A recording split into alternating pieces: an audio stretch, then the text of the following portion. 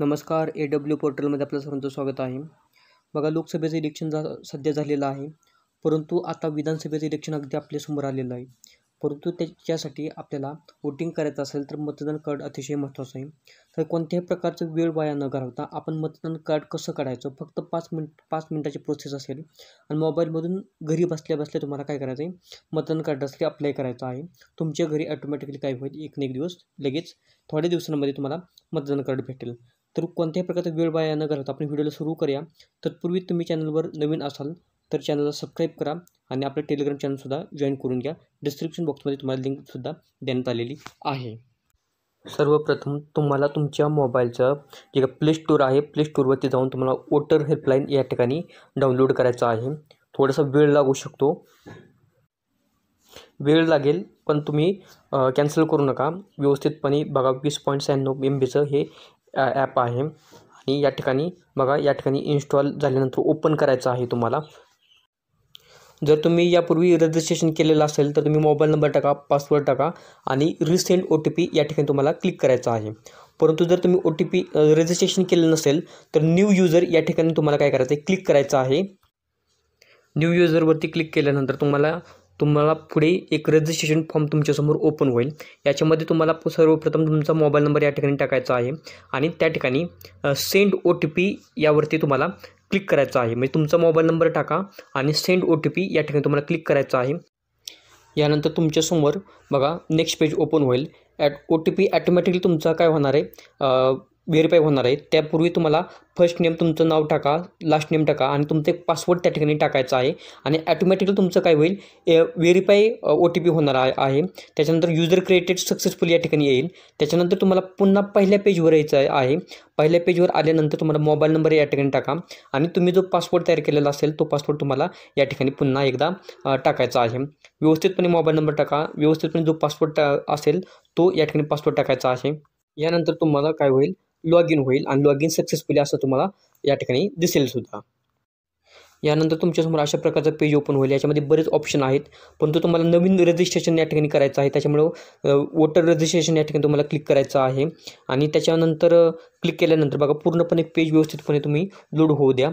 Load झाल्यानंतर या ठिकाणी बघा पूर्णपणे खाली घ्या आणि खाली घेतल्यानंतर या ठिकाणी लेट स्टार्ट या ठिकाणी तुम्हाला काय करायचं आहे, क्लिक करायचं आहे. लेट स्टार्ट या ठिकाणी क्लिक केल्यानंतर तुम्हाला नेक्स्ट या ठिकाणी क्लिक करायचं आहे. तुम्हाला तुमचं जे स्टेट असेल, आपलं महाराष्ट्र स्टेट आहे तर महाराष्ट्र स्टेट या ठिकाणी तुम्हाला आपण काय करूया, सर्वप्रथम सिलेक्ट करूया.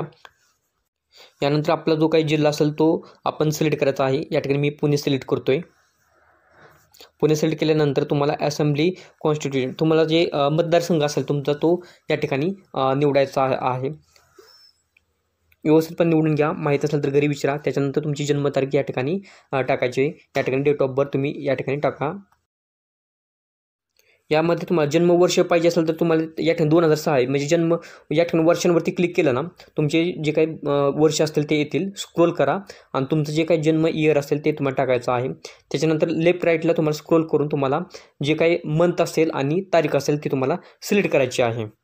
जन्मतारीख टाकून झाल्यानंतर तुम्हाला जन्मतारखेचा एक पुरावा द्यायचा आहे. त्याच्यामध्ये पॅन कार्ड असेल, आधार कार्ड असेल, ड्रायव्हिंग लायसन्स असेल, कोणतेही तुम्ही चॉईस करू शकता. मी आधार कार्ड या ठिकाणी चॉईस केलेलं आहे. त्याच्यानंतर आधार कार्ड तुम्हाला फोटो या ठिकाणी अपलोड करायचा आहे. सर्वप्रथम आधार कार्डचा फोटो अपलोड करताना या ठिकाणी अलाउ केल्यानंतर तुम्ही आधार कार्ड बोथ साईडचं तुम्हाला इमेज मर्ज करून तुम्हाला अपलोड करायची आहे, हे लक्षात ठेवा.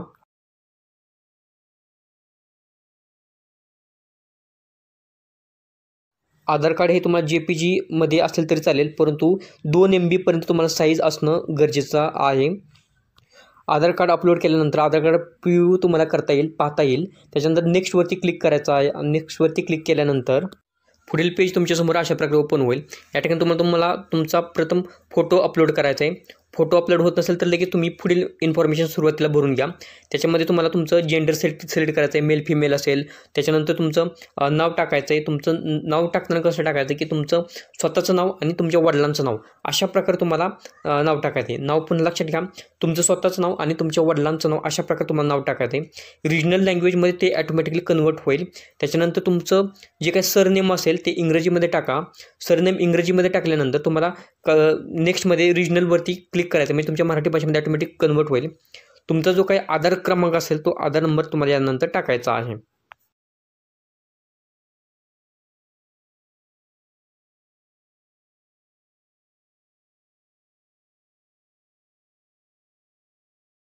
तुम्ही तुमचा आधार कार्ड नंबर टाकल्यानंतर ॲटोमॅटिकली तुम्हाला ग्रीन टिक येईल, म्हणजे व्हेरीफाय होईल.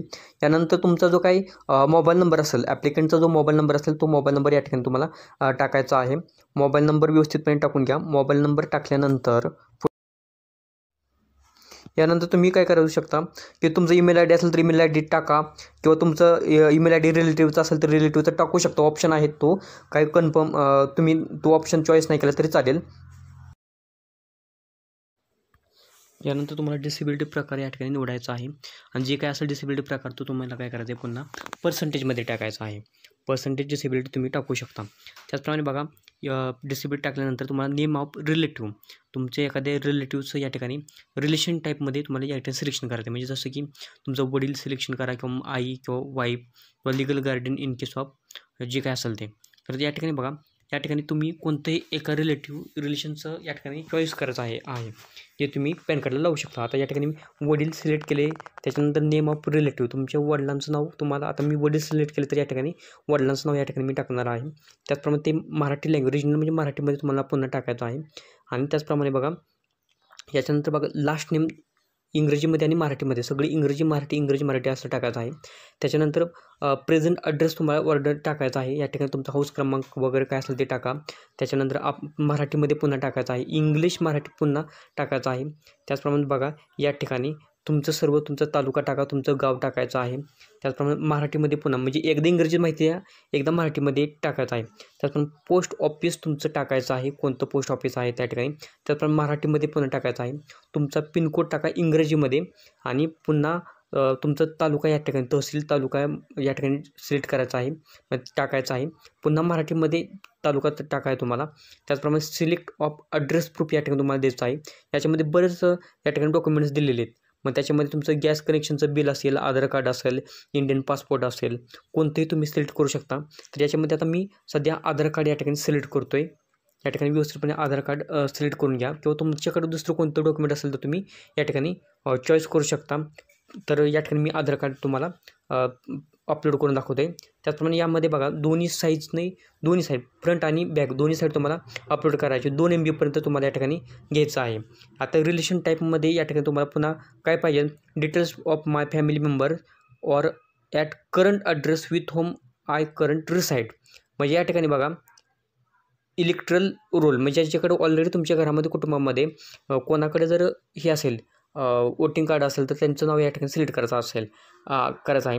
वडील असतील, आई असतील, वाईफ असेल, किंवा इतर कोणती तुमची नातेवाईक असेल तर तुम्ही चॉईस करा, नसेल तर ते हा ऑप्शन तुम्ही सोडून दिला तरी चालेल, काही प्रॉब्लेम नाही. त्याचप्रमाणे जर एखाद्या व्यक्तीचं तुम्ही जर या ठिकाणी नाव चॉईस केलेलं असेल, म्हणजे वडिलांचं किंवा आईचं किंवा वाईफचं कोणाचंही, तर तुम्ही काय करायचं आहे, तुमच्या त्या फॅमिली मेंबरचं नाव वगैरे लिहायचं आहे. आणि फॅमिली मेंबरचं नाव लिहिल्यानंतर या ठिकाणी बघा, फॅमिली मेंबर आता या ठिकाणी आई सिलेक्ट केलेलं असेल तर या ठिकाणी त्यांचं नाव लिहा. इपिक म्हणजे काय, जो काय त्यांचा वोटिंग कार्डचा नंबर आहे तो या ठिकाणी नंबर या ठिकाणी लिहायचा आहे. त्याच्यानंतर तुम्हाला या ठिकाणी तुमचं स्टेट तुमचं ॲटोमॅटिकली या ठिकाणी येईल. तुमचा जिल्हा या ठिकाणी तुम्हाला काय करायचं आहे, सिलेक्ट करायचं आहे. त्याचप्रमाणे तुमचं गाव आहे ते पुन्हा एकदा तुम्ही या ठिकाणी सिलेक्ट करायचं आहे. त्याच्यानंतर तुम्ही या ठिकाणी बघा, I am ordinary resident at the mention address since, म्हणजे कोणत्या तारखेपासून तुम्ही जो काही तुम्ही गाव सांगितलेला आहे किंवा ॲड्रेस दिलेला आहे त्या तारखेपासून, म्हणजे किती दिवसांपासून तुम्ही त्या ठिकाणी राहत आहात त्याची तारीख टाकायची आहे. जन्मापासून तुम्ही तिथेच राहत असाल तर तुम्ही जन्मतारीख टाकली तरी चालेल, काही प्रॉब्लेम नाही. त्याच्यानंतर खाली आल्यानंतर तुम्हाला अशा प्रकारे बघा, या ठिकाणी I don't process EPN document for date of birth. या ठिकाणी बघा, डेट ऑफ बर्थसाठी तुम्ही डाटा तुम्ही सिलेक्ट करायचा आहे पुन्हा. त्याच्यानंतर बघा, डेट ऑफ बर्थ टाकायची आहे. या ठिकाणी नेम ऑफ ॲप्लिकंट तुमचं या ठिकाणी टाकायचं आहे. तुमचं गाव म्हणजे प्लेस या ठिकाणी टाकायचं आहे, आणि डन या ठिकाणी करायचं आहे. डन केल्यानंतर तुमचा फॉर्म पूर्णपणे ओपन होईल. एकदा पूर्णपणे व्यवस्थित एकदा फॉर्म पाहून घ्या. पूर्णपणे पाहिल्यानंतर म्हणजे पुन्हा तुम्हाला रिसबमिट करता येणार नाही. एकदा सबमिट केल्यानंतर तुमचा तो फॉर्म काय होईल, फायनल होणार आहे.